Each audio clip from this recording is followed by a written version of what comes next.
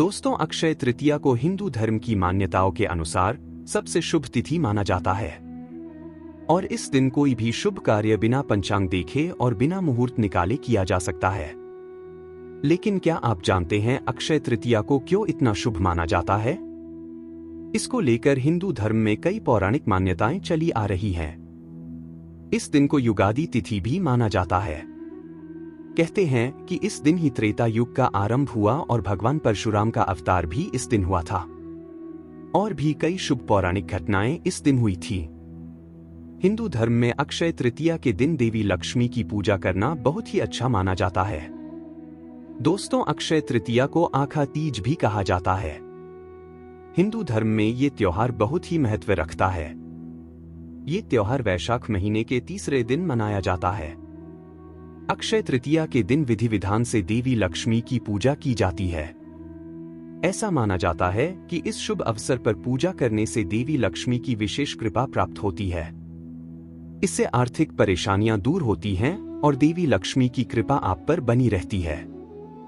देवी लक्ष्मी के साथ इस दिन भगवान गणेश, भगवान विष्णु और भगवान कृष्ण की भी विधि विधान से पूजा की जाती है। ये त्योहार क्यों मनाया जाता है? इसका महत्व क्या है?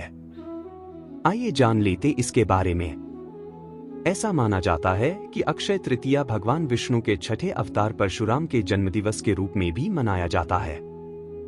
ये त्योहार देश के अलग अलग जगहों पर परशुराम जयंती के रूप में मनाया जाता है। इसी दिन जन्म से ब्राह्मण और कर्म से एक क्षत्रिय भगवान श्री परशुराम का जन्म हुआ था।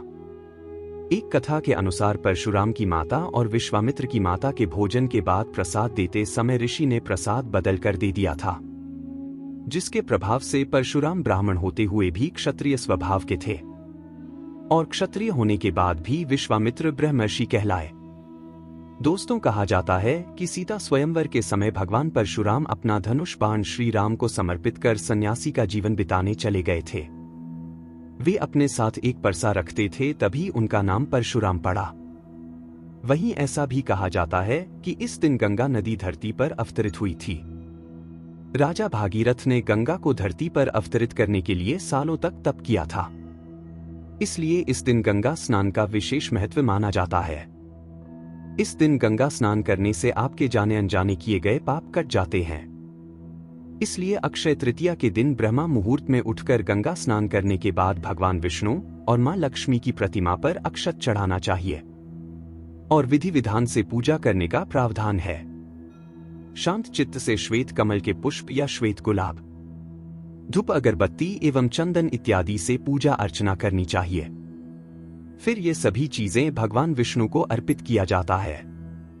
नैवेद्य के रूप में जौ, गेहूं या सत्तू, ककड़ी, चने की दाल अर्पित किया जाता है। इसी दिन ब्राह्मणों को भोजन करवाएं और उनका आशीर्वाद प्राप्त करें। साथ ही फल फूल, बर्तन, वस्त्र, गौ, भूमि, जल से भरे घड़े, कुल्हड़, पंखे, खड़ाऊं, चावल, नमक, घी, खरबूजा, चीनी, साग दान करके ब्राह्मणों को दक्षिणा दी जाती है। इसे बहुत ही पुण्यकारी माना जाता है। इस दिन गरीबों को खाना खिलाएं, इससे आपके घर में अन्न की कभी कमी नहीं होगी। इस दिन बहुत से लोग उपवास रखते हैं, दान धर्म करते हैं, नई चीजें खरीदते हैं। मान्यता है कि इस दिन सत्तू अवश्य खाना चाहिए तथा नए वस्त्र और आभूषण पहनने चाहिए। गाय का दान भी इस दिन किया जाता है। यह तिथि वसंत ऋतु के अंत और ग्रीष्म ऋतु के प्रारंभ का दिन भी माना जाता है। दोस्तों, अक्षय तृतीया के दिन सोने और चांदी जैसी चीजों में निवेश करना बहुत ही अच्छा माना जाता है। दोस्तों, कहते हैं कि कुबेर का खजाना कभी भी खत्म नहीं होता है और उन्हें स्वर्ग के अधिकारी के रूप में जाना जाता है। ऐसा माना जाता है कि शिवपुरी के मंदिर में भगवान शिव की आराधना के बाद कुबेर को इसी दिन अपनी सारी संपत्ति मिली थी।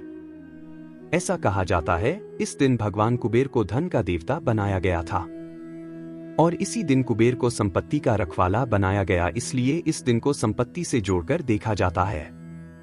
दोस्तों, अक्षय तृतीया से जुड़ी एक पौराणिक कथा कृष्ण और सुदामा से जुड़ी हुई भी है। कथानुसार श्री कृष्ण के बालपन के मित्र सुदामा इसी दिन श्री कृष्ण के द्वार उनसे अपने परिवार के लिए आर्थिक सहायता मांगने गए थे। भेंट के रूप में सुदामा के पास केवल एक मुट्ठी भर चावल था। श्री कृष्ण से मिलने के उपरांत अपना भेंट उन्हें देने में सुदामा को संकोच हो रहा था, किंतु भगवान कृष्ण ने मुट्ठी भर चावल सुदामा के हाथों से लिया और बड़े ही चाव से खाया। चूंकि सुदामा श्री कृष्ण के अतिथि थे, श्री कृष्ण ने उनका भव्य रूप से आदर सत्कार किया। ऐसे सत्कार से सुदामा बहुत ही प्रसन्न हुए, किंतु आर्थिक सहायता के लिए श्री कृष्ण से कुछ भी कहना उन्होंने उचित नहीं समझा और वह बिना कुछ बोले अपने घर के लिए निकल पड़े। और जब सुदामा अपने घर पहुंचा तो वह दंग रह गया।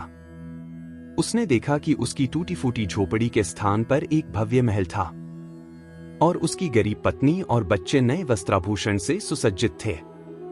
सुदामा को यह समझते विलंब न हुआ कि यह उनके मित्र और विष्णु अवतार श्री कृष्ण का ही आशीर्वाद है। यही कारण है कि अक्षय तृतीया को धन संपत्ति की लाभ प्राप्ति से भी जोड़ा जाता है। श्री कृष्ण से संबंधित एक और कथा अक्षय तृतीया के संदर्भ में प्रचलित है। एक पौराणिक कथा के अनुसार महाभारत के काल में जब पांडव वनवास में थे, तब एक दिन श्री कृष्ण, जो स्वयं भगवान विष्णु के अवतार है, ने उन्हें एक अक्षय पात्र उपहार स्वरूप दिया था। यह ऐसा पात्र था जो कभी भी खाली नहीं होता था और जिसके सहारे पांडवों को कभी भी भोजन की चिंता नहीं हुई और मांग करने पर इस पात्र से असीमित भोजन प्रकट होता था। इसी पात्र की सहायता से युधिष्ठिर अपने राज्य के भूखे और गरीब लोगों को भोजन उपलब्ध कराते थे। भविष्य पुराण में अक्षय पात्र का संबंध मनुष्य के दान धर्म से बताया गया है। अक्षय तृतीया के दिन कम से कम एक गरीब को अपने घर बुलाकर सत्कार पूर्वक उसे भोजन अवश्य कराना चाहिए। मान्यता है कि ऐसा करने से उनके घर में धन धान्य में चमत्कारी रूप से बढ़ोतरी होती है। अक्षय तृतीया के पावन अवसर पर हमें धार्मिक कार्यों के लिए अपने कमाई का कुछ हिस्सा दान करना चाहिए। ऐसा करने से हमारे धन संपदा में कई गुना वृद्धि होती है। तो दोस्तों, यह थी अक्षय तृतीया के बारे में जानकारी। आपको कैसा लगा हमें कमेंट करके जरूर बताएं। और अगर आपको यह वीडियो पसंद आई हो तो इसे लाइक करें और अन्य दोस्तों के साथ शेयर करें, साथ ही चैनल को सब्सक्राइब करें।